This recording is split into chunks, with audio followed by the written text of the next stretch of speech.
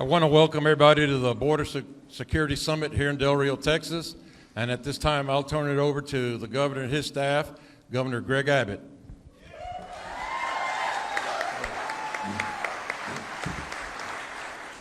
I want to thank Sheriff Martinez for being the host sheriff for this today.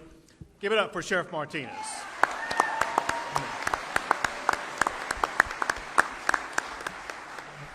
I appreciate all that he and every man and woman involved in law enforcement are doing, especially to step up and help secure our border. If you look over here, you see a wall full of white hats. These are his fellow sheriffs who are doing their part to help secure the border in the Lone Star State.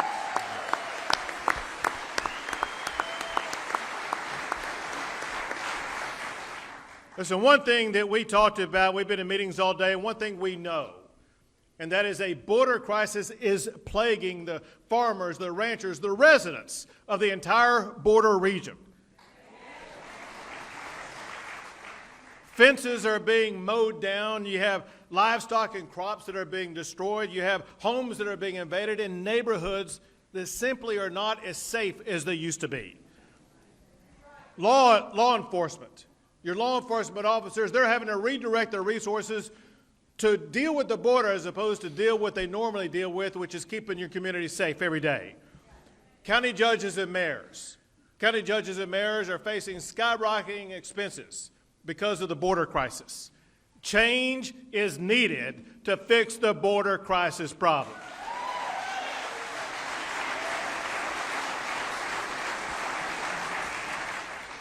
These challenges that we're talking about are a direct result of the open border policies in place right now. And you look at the numbers to see it. If you compare last April to this April, you see that last April there were about 17,000 people who were apprehended. This April, more than 170,000. That's a 1,000% increase. The same applies for May.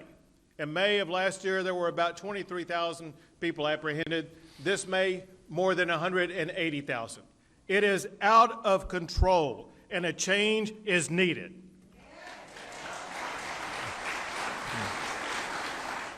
One of the reasons for this massive increase of the number of people coming across the border is because the Remain in Mexico policy that was working has now been eliminated, and now people are more easily allowed to come across the border.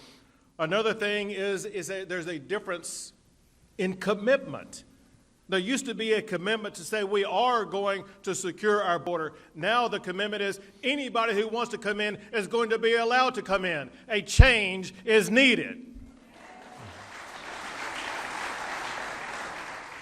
Cartels, drug smugglers, and human traffickers, they're profiting off of all of this. They're making money by smuggling people in from countries you haven't even heard of before. It comes from 160 different countries across the entire globe. Senegal, Bangladesh, Uzbekistan, and fentanyl. Fentanyl is invading your communities. The chief of the Texas Department of Public Safety, Steve McCraw, just to my right, he told me that during the first 4 months of this year, they experienced an 800% increase in the amount of fentanyl they apprehended in Texas. And that's just DPS, not counting your local law enforcement or federal law enforcement. He said that just DPS alone, just in the first 4 months of this year alone, they have apprehended enough fentanyl that could kill 21 million people. We cannot let that happen in Texas.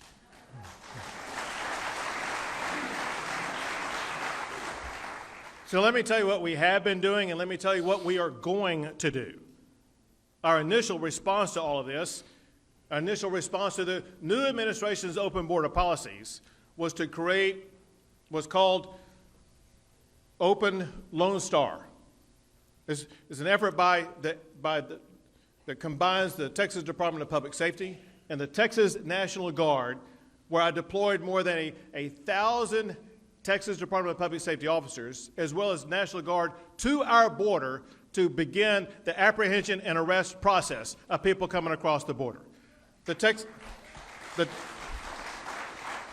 The Texas Department of Public Safety, they've arrested more than 1,500 people, and together they have apprehended more than 35,000 people who've come across our border.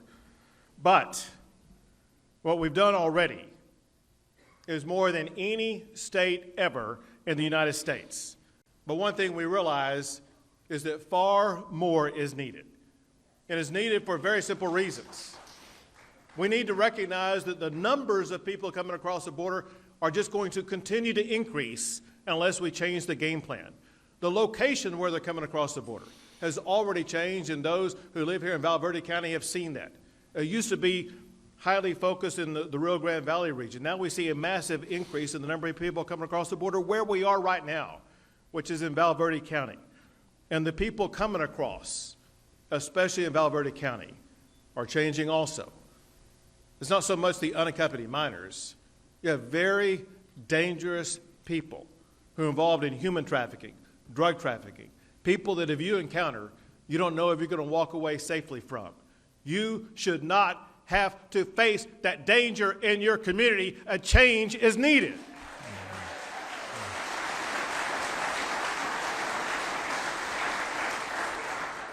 So tonight I am announcing additional action that we are taking to secure the border and to restore order here in the border region. First is what we're doing right now, this emergency called Border Security Summit that brings together local officials and residents to talk about immediate solutions, not something we're going to do next year, not something that will begin next month, but something that will begin immediately. Second, I am right now invoking Article 4 of the Texas Constitution to form the Governor's Task Force on Border and Homeland Security. It will help all of us to work on ways to stem the flow of unlawful immigration and to stem the flow of illegal contraband. In this task force that I'm going to be signing right now, it includes the following members: the Office of the Governor, the Office of the Attorney General of Texas, the Texas Department of Public Safety, the Texas Division of Emergency Management, the Texas Parks and Wildlife Department, the Texas Commission on Law Enforcement, and the Texas Commission on Jail Standards. And they will meet every 2 weeks with the Texas Border Sheriff's Coalition, county judges, mayors, property rights organizations, concerned citizens, and prosecutors in border communities, and we will work these every 2 weeks to make sure that we are coming up with every solution to make your border safer. So I'm going to sign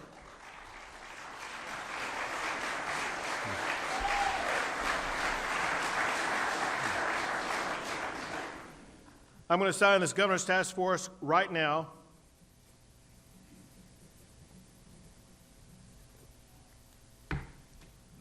Today, the Governor's Task Force to better secure the border begins.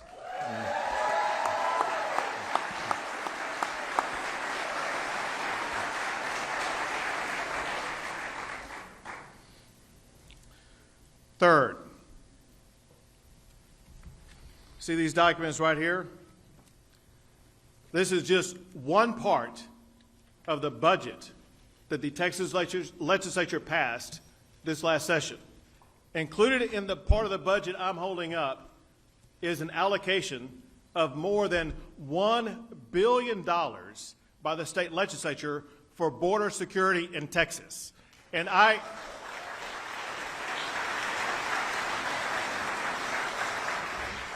I'm hereby approving this $1 billion allocation to border security in Texas tonight.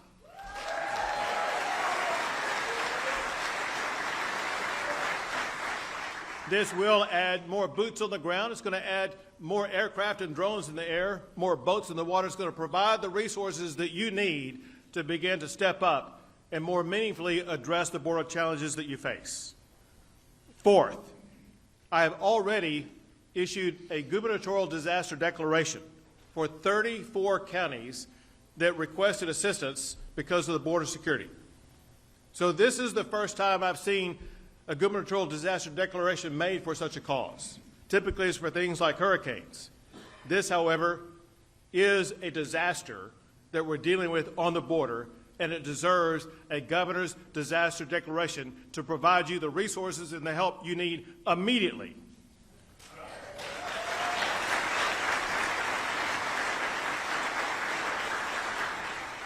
Fifth, next week I will be issuing a new disaster declaration, creating an enhanced border security plan.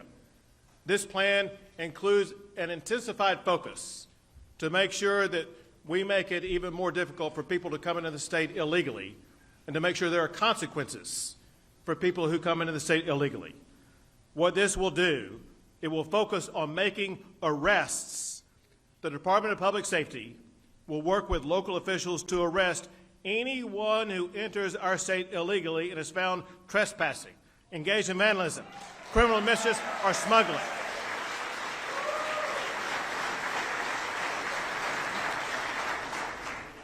We will be arresting a lot more people in the future. So, more jail space will be required. So we're working with the Texas Commission on Jail Standards and TCOL that will work with counties to expand jail space. But this can only happen when local communities participate. We need local officials like the ones I've spoken to today, your sheriffs, your mayors, your county judges, your county attorneys, your district attorneys. This is a team effort because we don't want just to arrest somebody to have them released. We want to arrest somebody to have them prosecuted, to be put in jail, to stay in jail, to create an environment where people will choose they don't want to come across the border into the state of Texas anymore because it's not what they were expecting. It's not the red carpet that the federal administration rolled out to them. They're going to jail in the state of Texas.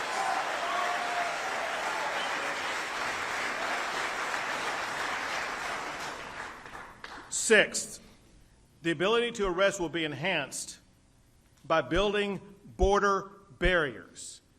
Some of these border barriers will be built immediately. Whenever anybody tries to modify, attempt, or get through any of these border barriers, that in itself is a crime for which they can be arrested. But on top of that, I will announce next week the plan for the state of Texas to begin building the border wall in the state of Texas.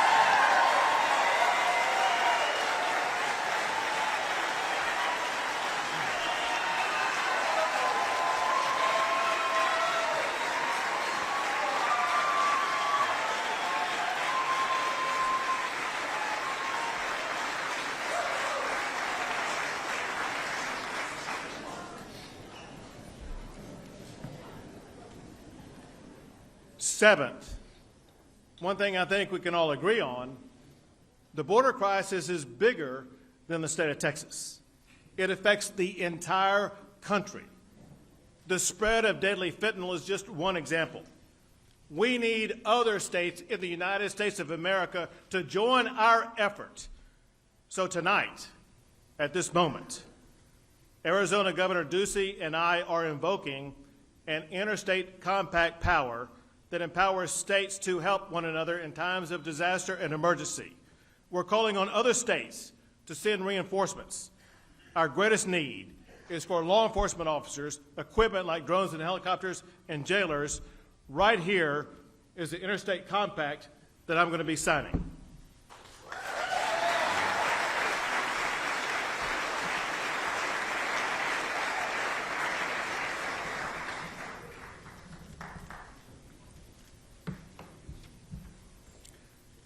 States across America, come to Texas, help us solve this border crisis.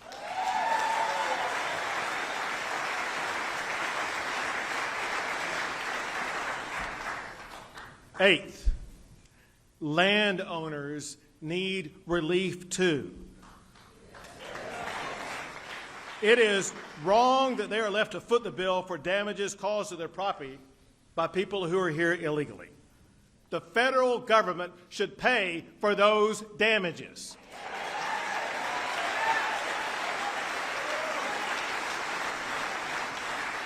The task force that I talked about earlier, the governor's task force about the border, will work with landowners to seek recovery from the federal government for the damages that were caused by the federal government.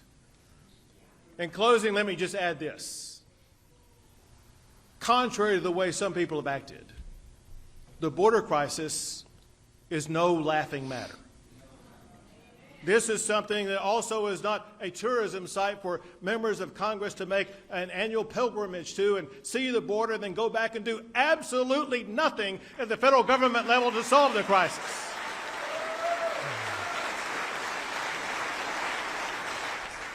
Long term, only Congress and the President can fix our broken border. But in the meantime, Texas is going to do everything possible, including beginning to make arrests to keep our community safe, to keep the cartels and smugglers out, and to keep your community safe. We are going to do everything we can to secure the border, and it begins immediately today, right here in Val Verde County.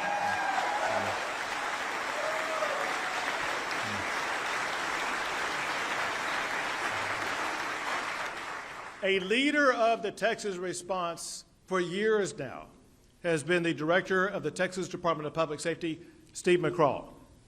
Director McCraw, the mic is yours. Governor, thank you for your leadership. And sheriffs, and thank you for your partnership.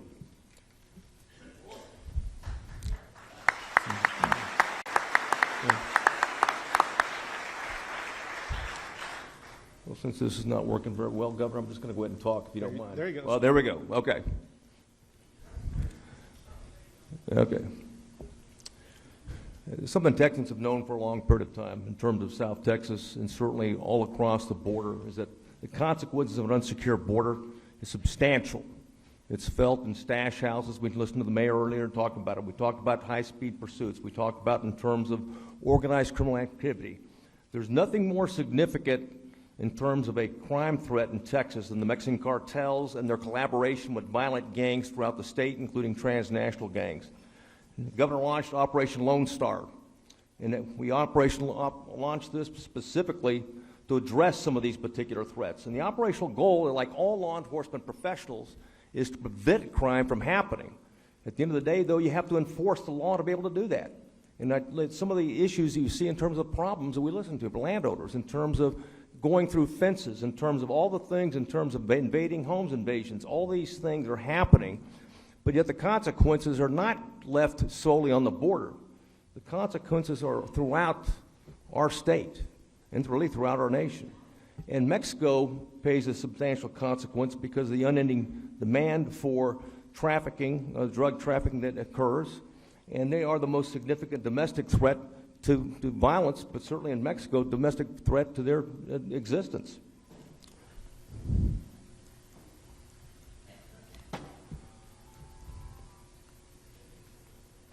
The collaborative effort is exactly that. I mean, the governor wanted and demanded and directed the Texas Department of Public Safety to work with our local partners and also with the Border Patrol to conduct high-intensity operations between the ports of entry to deter, detect, interdict, but more importantly, to protect people and to protect property.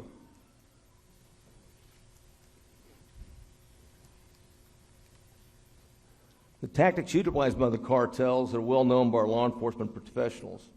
And bailouts, high-speed chases, and you see this on the river. Actually, we have seen the cartels actually use boats to move pickup trucks across the river with drugs. As you can see here, the number of pursuits in the area, one of the things that you hear about from ranch lands, we also hear about the public themselves in terms of the danger it presents. Vehicle incursions we talked about.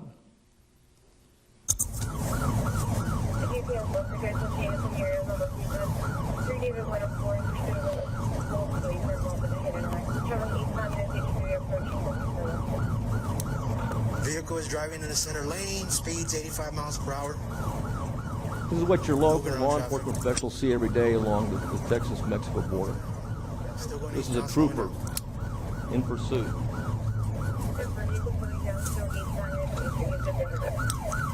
Okay, vehicle just rolled a standby. We're gonna go southbound, undescribed roadway.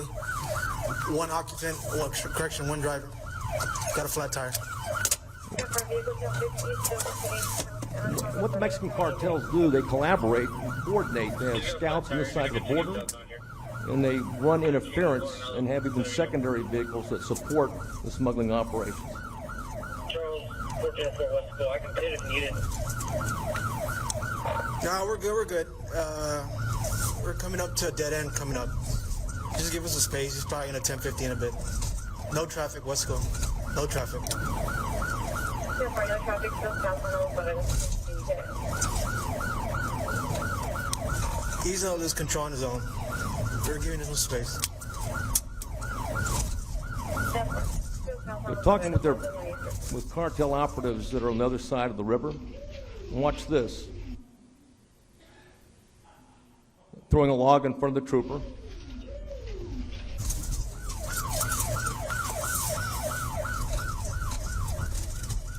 Then they've got other scouts that are already in place.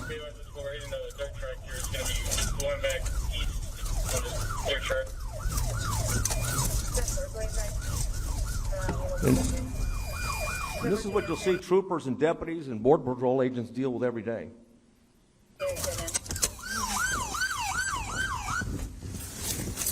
And of course, we recognize that these organized crime groups, which are the most powerful organized crime groups in the nation, are involved in the lucrative drug trafficking and smuggling operations.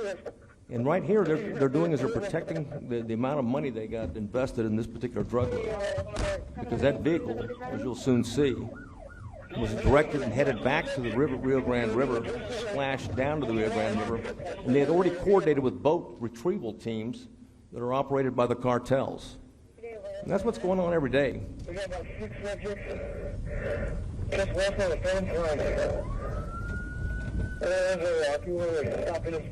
It takes them 2 minutes to get back across the border, that quickly.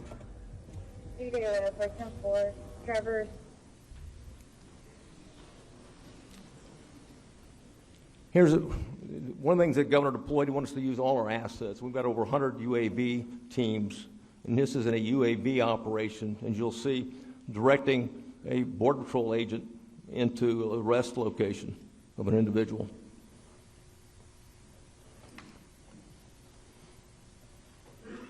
The governor mentioned over 35,000 referrals of illegal aliens that came across the border. And in this population is when we turn them over, is that there's always the criminal, or frankly, there's foreign criminals from around the world, and the governor mentioned some of those countries that are coming here and exploiting the opportunity to come here and have already been convicted and already been deported. When I say convicted of violent crimes in Texas and elsewhere, enter the United States, get deported, have been deported, and come back again.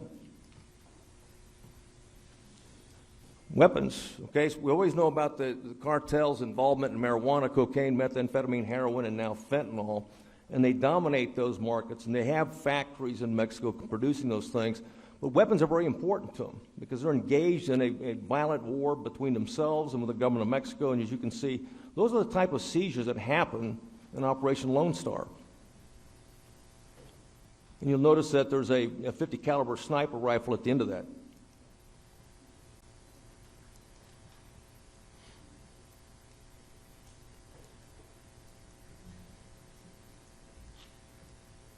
And you'll notice that the director is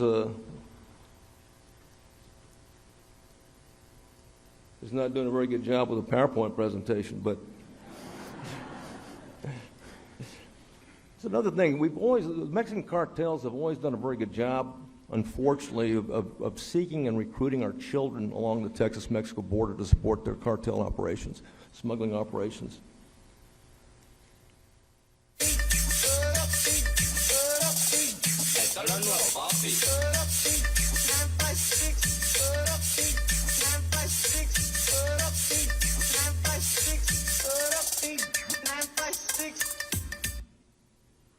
And they're fully employing social media. Here's another one.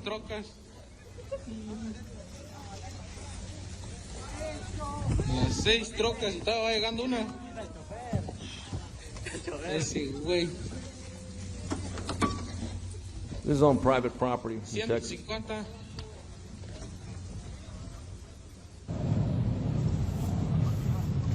No está movido, güey.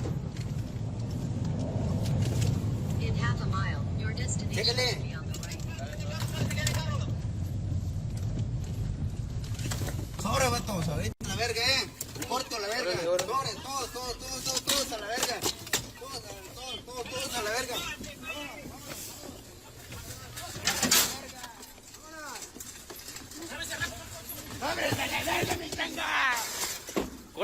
Córrele, córrele.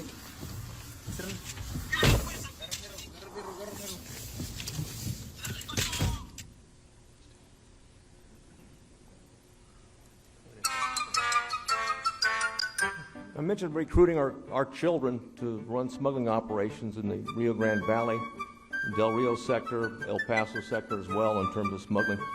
The cartels are now reaching out because they need more labor to the cities in Houston, San Antonio, and others using social media, promising lots of money. And so traditionally, we've seen, most of the arrests on smuggling operations of individuals are located inside the South Texas area or West Texas area. Now they're coming from Dallas, coming from Houston, with the promise of this type of money. And these are examples of Operation Drawbridge. I think many of our ranchers in here understand that program, and examples of what individuals are involved in. And that's the type of you expect every day in terms of numbers. Here's another picture from a camera, as you can see. And asset laydown, and the governor's been very clear about whatever we have needs to be down here and working with our local partners at Border Patrol. And as you can see, that means everything on the river, our tactical boat teams, it means our tactical operators that relates to Ranger Recon, our SWAT, SRT. It also means UAV assets, I mentioned earlier. It means our surveillance aircraft as well as our helicopters, and of course, troopers, rangers, and special agents. Special agents engaged in covert operations in terms of not just attacking or targeting smuggling operations, but also engaged in covert patrols along with high visibility patrols with the troopers.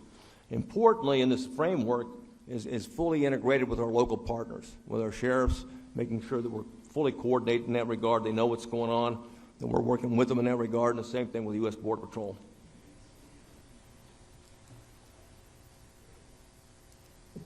Governor, that's Operation Lone Star. Very good. Thank you. Give it up for Director Steve McCraw.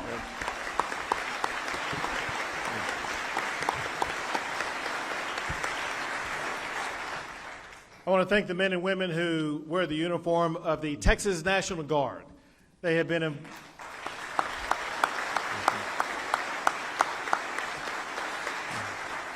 They've served overseas. They have rescued people from Hurricane Harvey, and now they're spending a lot of time trying to help secure the border. And the leader of the Texas National Guard is Adjutant General Norris. General, thank you for being here. Yes, sir. Thank you. Sir, I want to reiterate the support of the National Guard, and especially all the employers out there who have National Guardsmen working for them. Thank you very much for your support.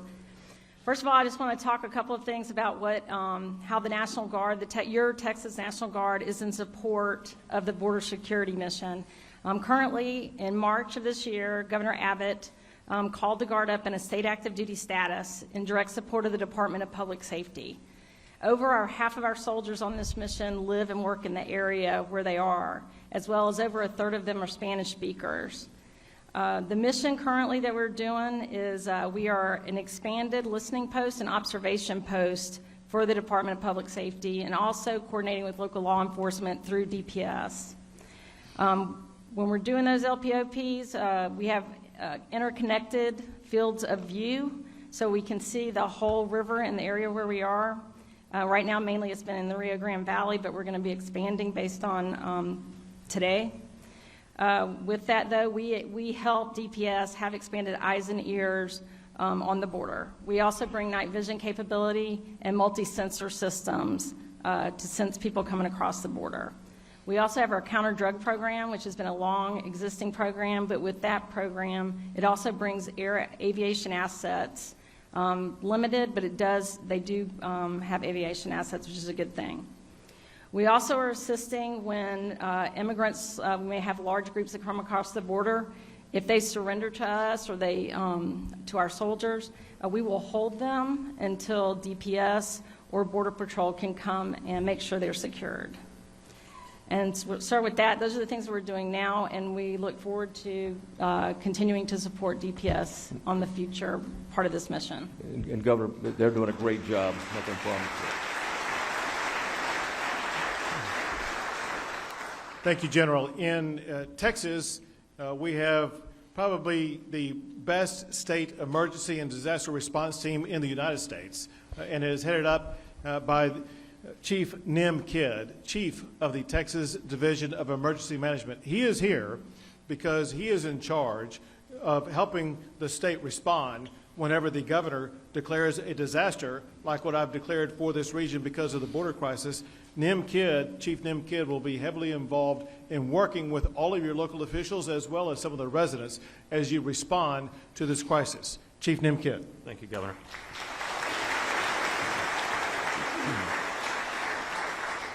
Thank you, and thank you to all of us for joining us tonight. Chapter 418 of the Texas Government Code is known as the Disaster Act of 1975. This is not a new tool or resource. That Disaster Act says that your elected mayor and your county judge are the emergency management directors for your communities. If you live in a city, your mayor is your emergency management director. If you live in the unincorporated area of the county, your county judge is the emergency management director. Out of the 34 counties that Governor Abbott declared, 17 of those county judges have also declared a disaster. Now, the things that we want to talk about tonight are implementing the local emergency management plans, which will require those other 17 county judges to get on board. What that will do is it will allow us, just like any other disaster, to track costs, to track resources, and to bring in additional support. One of the jobs that our team will work with the local officials, your mayors, your judges, your sheriffs, police chiefs, fire and EMS chiefs, because this is having a toll on fire and EMS as well, to work with your local partners to figure out how much money they've been spending so far so that we can work with the legislature and hopefully work with the federal government to get some reimbursement. The second piece is, as the governor mentioned, is the sharing of resources between local jurisdictions. We do fire and EMS transfers all over the state almost on a weekly basis. We have great programs out there where local fire departments and local EMS agencies band together to support each other. We'll continue that mission with our law enforcement partners and Public Works and anybody else that we need to bring to the fold. The next piece of this will be asking for the federal assistance and from other states, like the governor talked about in the EMAC, the Emergency Management Assistance Compact. What that will do is it will allow us to talk to your elected officials at the local level, find out unmet needs or resources that we can ask for, and then work across the other states and territories for them to send in their local and state officials and to support you and to support us. So that's a process we use frequently for hurricanes and fires and floods and tornadoes. We will now use this to support the governor's border initiative and these missions here. And then the final piece is cost recovery.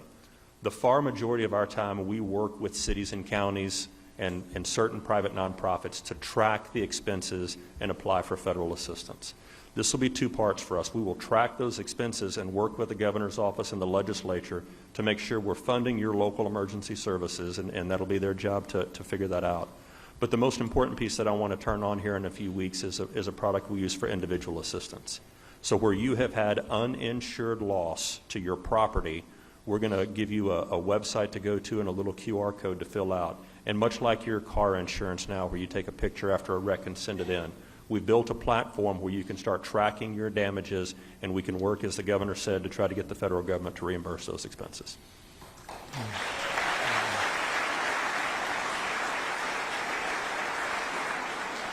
Thank you, Chief Kidd, but most importantly, thank you to you all. We know that you are dealing with a crisis, and we recognize the need for more support for your communities, for your families.